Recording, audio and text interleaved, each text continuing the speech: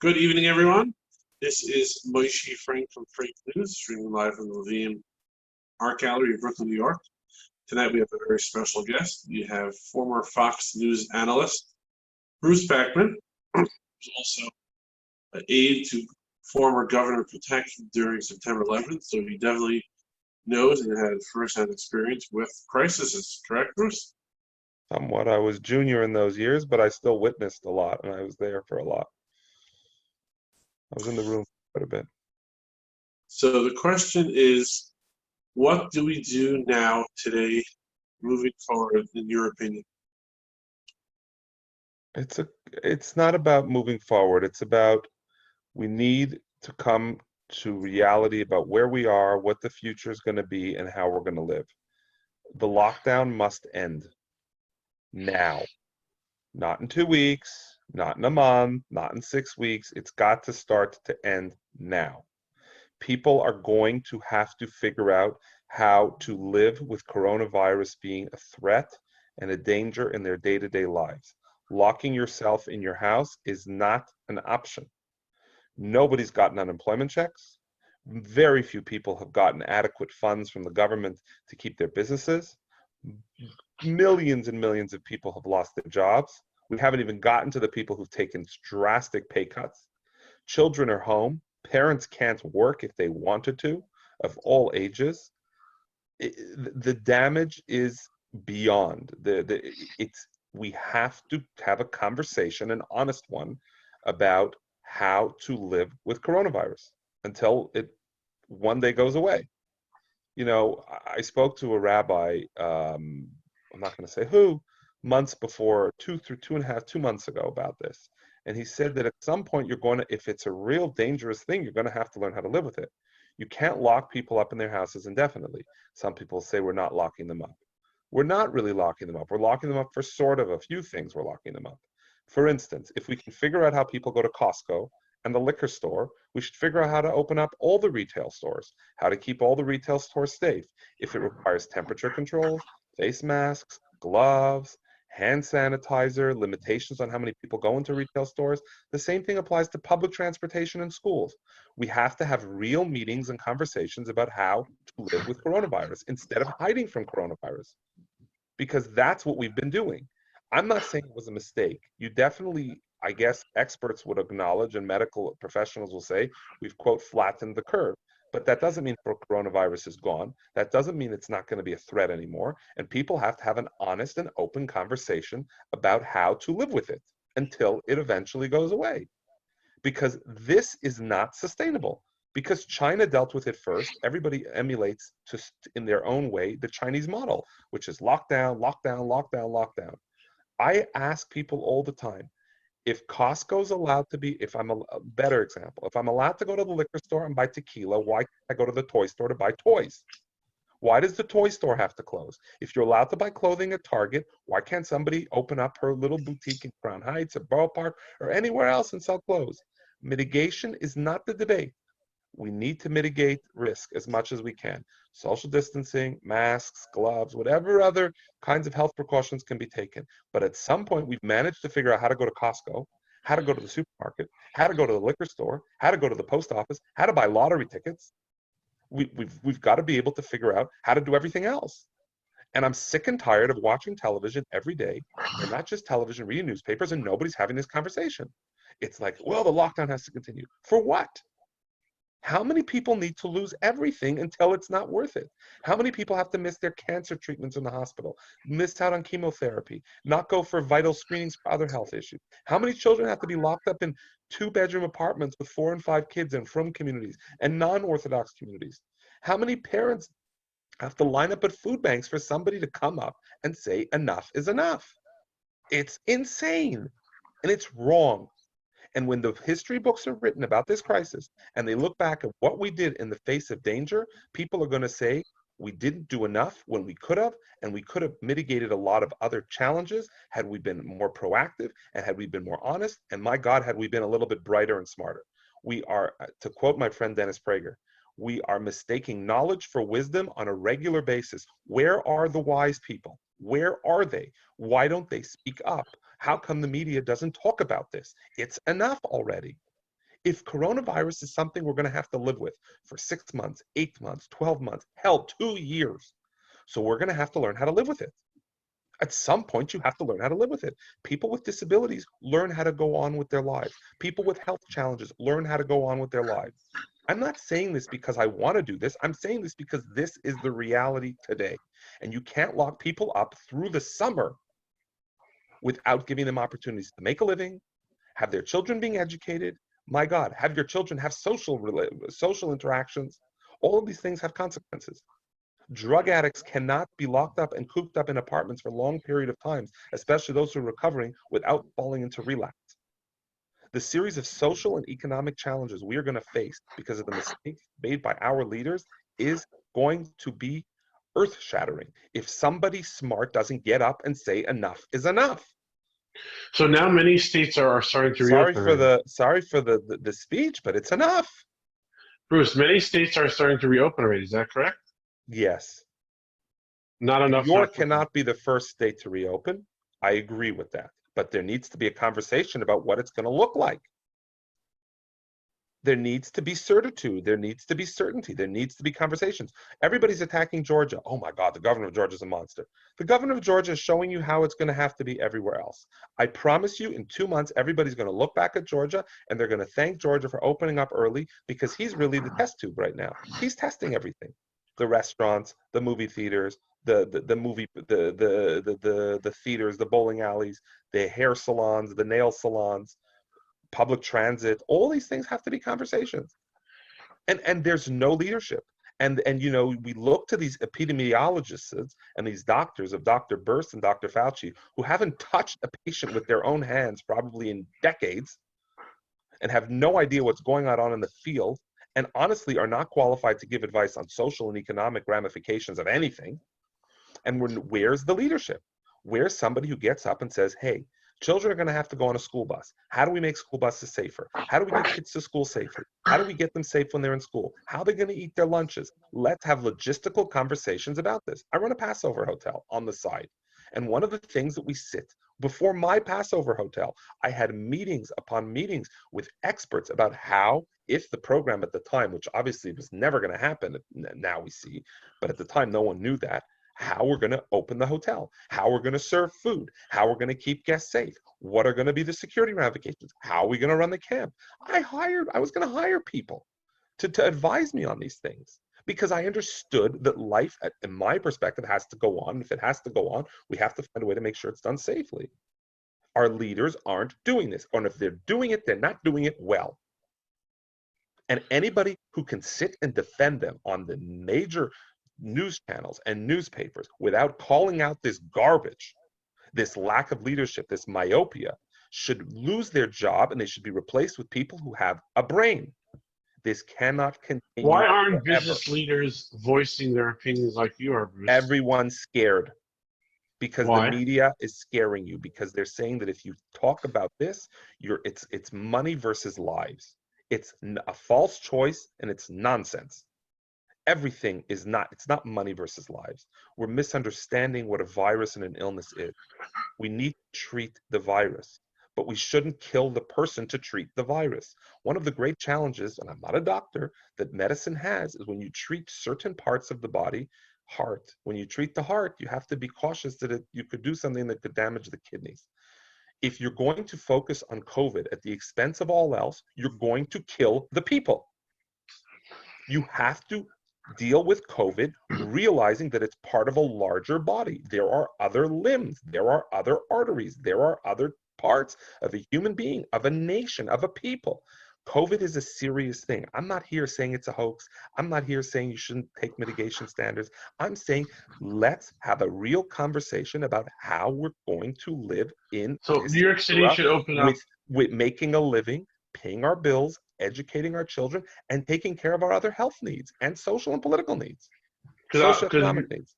if you look at the data, obviously it's clear that the people who are most vulnerable, over 60 and with autoimmune, are the most, like 90, I don't know, high numbers of people where the mortality rates are already. So clearly there are ways to get the city There are open. many ways to mitigate risk. keeping people who in vulnerable populations with health issues, older people, keeping them home, making sure they have food delivered, finding ways to treat their medical ailments, perhaps having a hospital that's only devoted to treating older patients that doesn't take COVID patients. I mean, these are conversations we have to have. These are the debates we should be having. I'm not in Right. public office. I wish I was sometimes. Not because I'm planning to run for anything, but where are all the smart people? Right. Politics is full of people who care about one thing and one thing only, unfortunately, at one point, which is keeping power, getting power, keeping power, and protecting power. And politicians, Pirkei Avos is very clear what politicians are all about. There are some that are better than others, but politicians focus, including the president, who I like, and including some other Democrats who I may like in other positions who I think have done a fine job. I don't think our governor's done the fine job that he gets credit for in the mainstream media. I think the nursing home stuff is just the beginning of it. We haven't even gotten to the fact that he protected all the hospitals from liability of anything that happens in an executive order that was stuck in the budget. We haven't talked about that. I mean, we haven't talked about the fact that he scared everybody half to death of running out of ventilators, running out of PPE, running out of this, running out of that. It was never true. Wasn't the fact that we had to have, and they'll say, well, better safe than sorry. Better safe than sorry is not how you govern. People who govern by the premise of better safe than sorry, hide in their basements and eat canned foods their whole lives.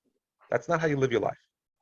And that's not how you should govern a nation and a country. You have to have people who are real, who are going to say what it is, and not love the sound bites and love the fact that MSNBC thinks you're a superstar and CNN does. When they start looking at Governor Cuomo's handling of this crisis, they're going to wonder how come New York and Seattle both had outbreaks at the same time. And that's New York City and Seattle had big outbreaks in their nursing homes and other places. For some reason, New York is unfortunately a disaster. And Washington State had challenges, but nowhere near like here. What did they do there that we didn't do here? Everybody's railing. Maybe we should be talking about Governor Inslee in Washington State, because he clearly did a better job than Governor Cuomo did here. Anybody who says otherwise is a fool. I mean, So if what you did he don't do? What did realize he it, do if the differently? mayor, What did he if do the mayor differently? of, it was reported by Nahamias in the news, I saw in Real Clear Politics the other day, if the mayor and the governor would have warned the Frum communities before Purim, when they had information that they should have started some mitigation and social distancing in their communities prior to Purim, it's very possible a lot of lives would have been saved. No one wants to say it out loud, but it's the truth. Because you know what? I was reading newspapers, I was following these things, and my family, we didn't do Purim with other people this year. I told my wife, we're out. I know what's going on. I'm reading the newspapers. I see what's going on. I'm following what's going on in the media. We're not celebrating Purim in a way where we're going to go to shul. We're not going to Bruce, have a suda, and that's it. another question. And I feel guilty that I didn't tell more people that they should have been more You told cautious. me, so I remember I that. told you at the time. People thought I was Yes. crazy. And I'm not a conspiracy. You just read the papers, read what was coming out. It was obvious.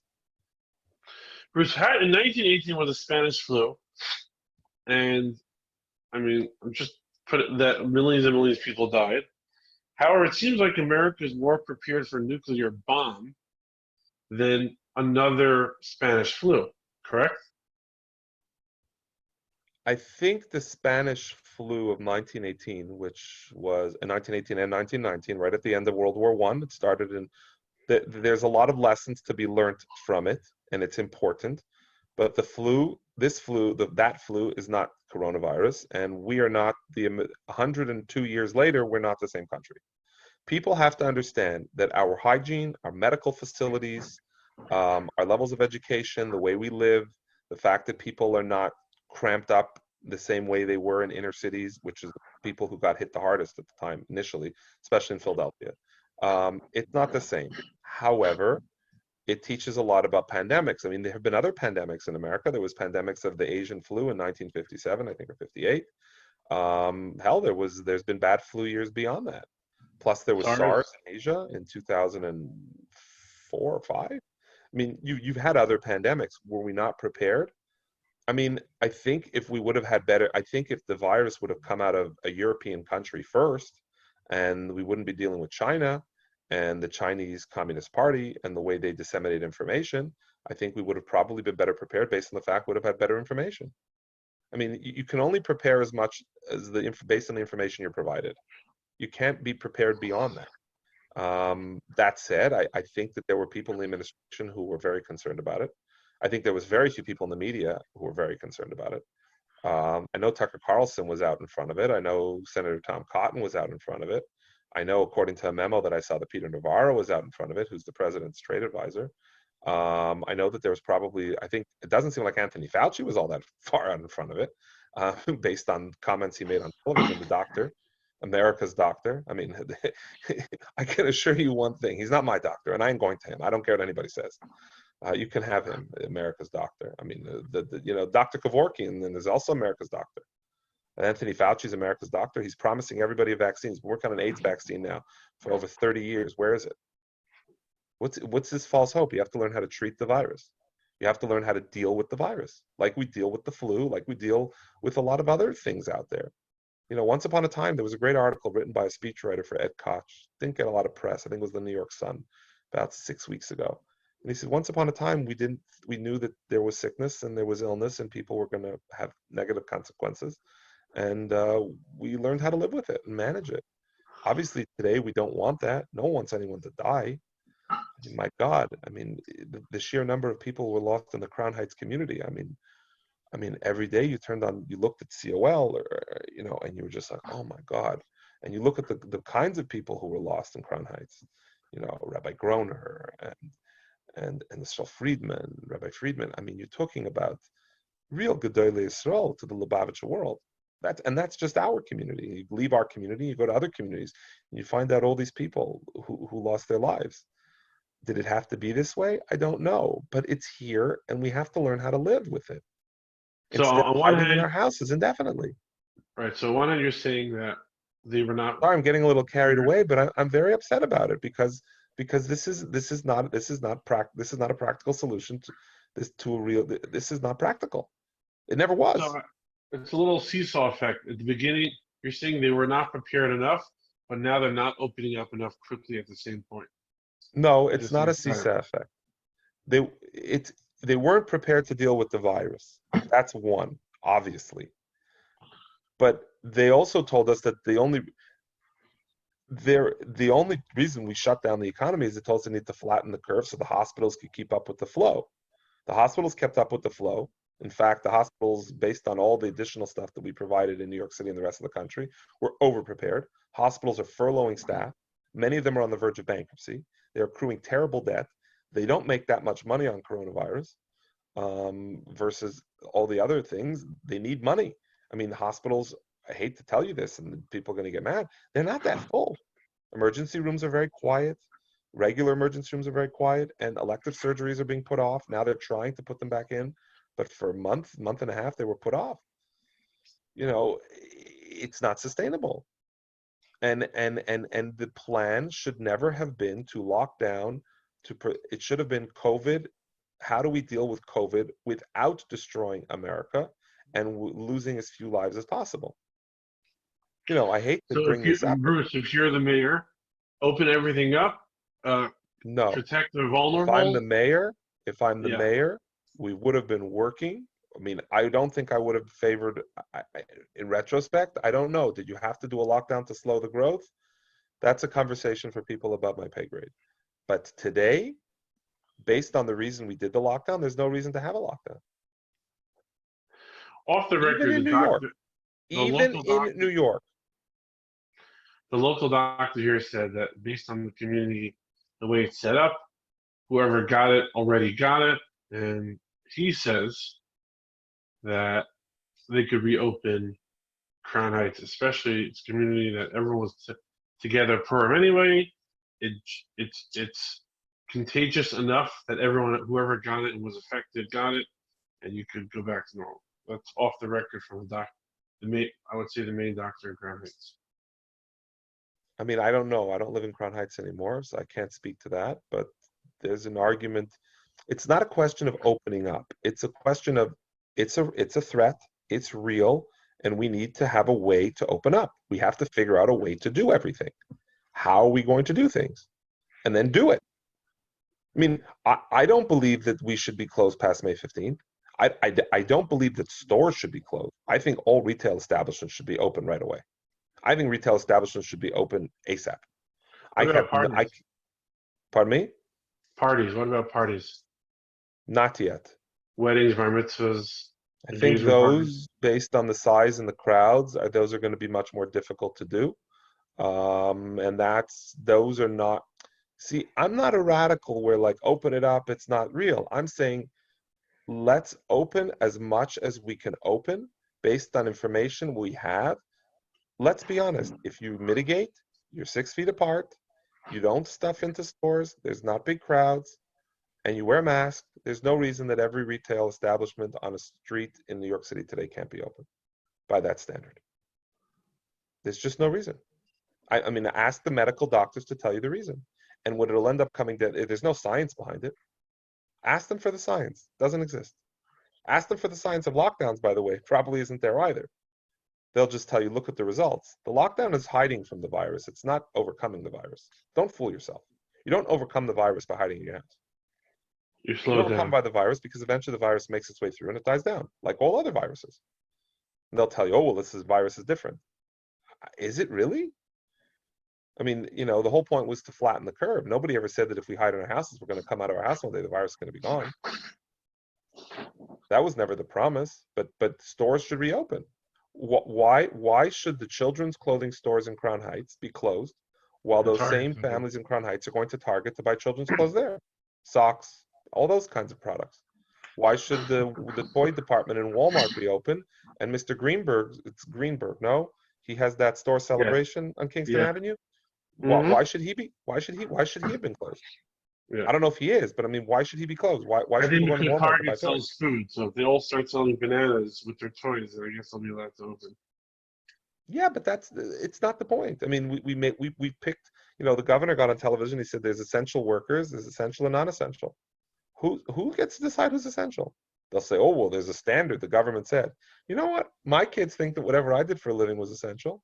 I'm sure your kids thought the same of your job. I'm sure your clients felt the same way. I mean, I don't go to liquor stores. I don't buy liquor. I mean, I'm not a drinker. Maybe I'm not Lubavitch, but I'm not a drinker. I don't drink anything.